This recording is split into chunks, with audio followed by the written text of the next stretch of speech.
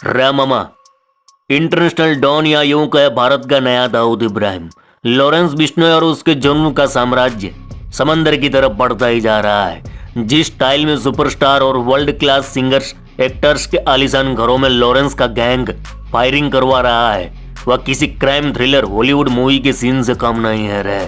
सिद्धू मूसेवाला से लेकर बाबा सिद्दीकी तक के कत्ल से यह तो साफ है कि इस गैंग के पास वर्ल्ड क्लास और अत्याधुनिक शूटर और हथियार है। हाल ही में हरियाणा में 3 बड़े गैंग वॉर हुए जिसमें कई जाने गई।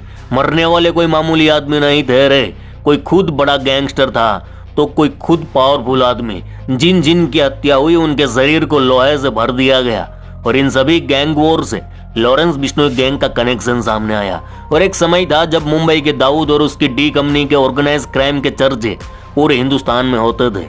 सबसे बड़ा गैंग डी कंपनी को माना जाता था। सैकड़ों शूटर, अनगिनत हत्या, एक्सटॉर्शन, गैम्बलिंग, हवाला, किडनैपिंग के काले धब्बे डी कंपनी पर लगे थे।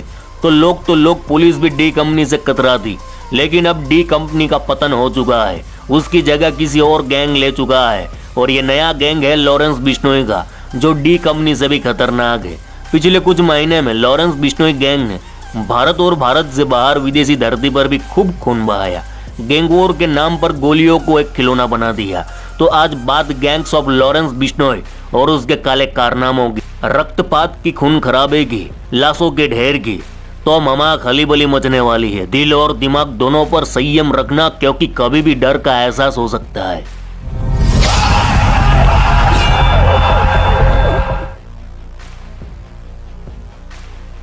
કેમ છો મજામાં? अरे मामा, मुंबई में बाबा सिद्दीकी हत्याकांड सबको याद होगा क्योंकि वह मामला बहुत चर्चा में रहा और इसमें लॉरेंस बिश्नोई गैंग का नाम आया।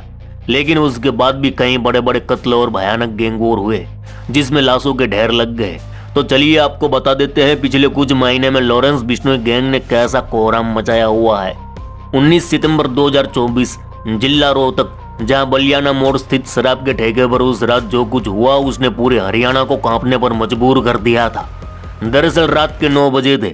शराब के ठेके का मालिक अमित उर्फ मोनू अपने यार दोस्त जयदीप मनोज दीपक के साथ ठेके के अंदर पीछे की साइड पर सोफे पर बैठा बैठा शराब ठूस रहा था। उसी समय पर कुछ नकाबपोश हमलावर वहां आए, हाथों में हथियार थे और ताबड़तोड़ गोलियां चलाई। पूरे ठेके और आसपास लोग डर गए। ठेके पर इतनी गोलियां चली कि पूरा ठेका गोलियों के निशान से भर सा गया। इस भयानक गैंग वॉर में ठेके का मालिक मोनू समेत 3 लोग मारे गए। इस ट्रिपल मर्डर से काफी हंगामा मचा। उधर राहुल बाबा नाम के गैंगस्टर ने इस हत्याकांड की जिम्मेवारी ली। यह एक बदला था गैंगस्टर सुमित प्लोट्रा से, क्योंकि ठेके का मालिक मोनू सुमित प्लोट्रा का सगा भाई था। प्लोट्रा से बदला लेने राहुल बाबा ने उसके भाई समेत 3 लोगों को बेरहमी से कत्ल करवा दिया। अब ये राहुल बाबा गैंगस्टर लॉरेंस बिश्नोई के गैंग से जुड़ा हुआ है। काला जठेड़ी, अनिल छिप्पी, लॉरेंस बिश्नोई, राहुल बाबा, इन सब का आपस में गठजोड़ है। तो इस गैंग वॉर में लॉरेंस बिश्नोई के गैंग का नाम आया तो हरियाणा की पुलिस अलर्ट हो गई।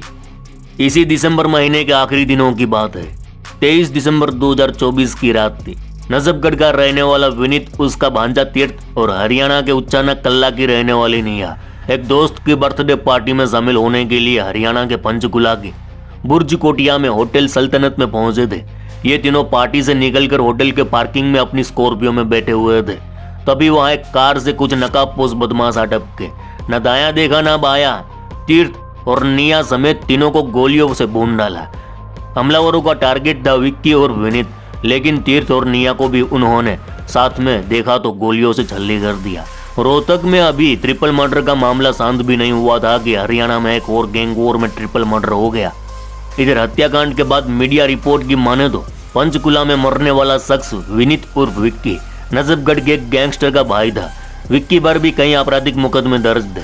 उसका भाई अशोक, जो नजफगढ़ के खतरनाक गैंगस्टर मंजित महल के लिए काम करता है, दोनों फिलहाल मकोका में जेल में बंद है। दूसरी ओर नजफगढ़ में 2 और सगे भाई गैंगस्टर हुए, कपिल सांगवार और ज्योति बाबा।